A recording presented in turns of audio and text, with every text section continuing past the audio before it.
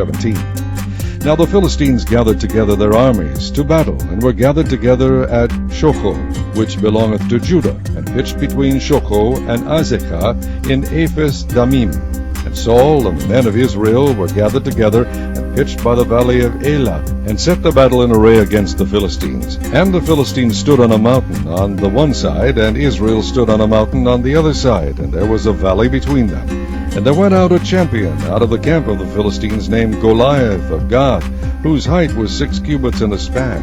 And he had an helmet of brass upon his head, and he was armed with a coat of mail, and the weight of the coat was 5,000 sheep. Chapter 20. And it came to pass that after the year was expired, at the time that kings go out to battle, Joab led forth the power of the army, and wasted the country of the children of Ammon, and came and besieged Rabbah.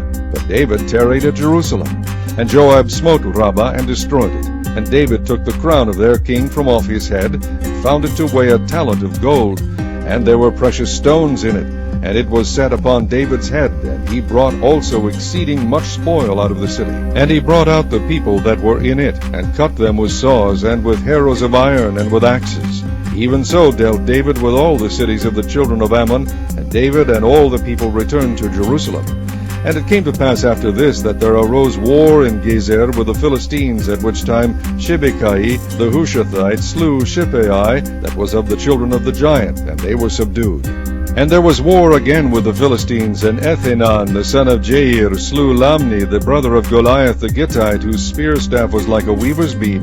And yet again there was war at Gath, where was a man of great stature, whose fingers and toes were 24, 6 on each hand and 6 on each foot, and he also was the son of the giant. And yet again there was war at Gath, where was a man of great stature, whose fingers and toes were 24, 6 on each hand and 6 on each foot, and he also was the son of the giant. But when he defied Israel, Jonathan the son of Shimei, David's brother, slew him. These were born unto the giant in Gath, and they fell by the hand of David and by the hand of his servants.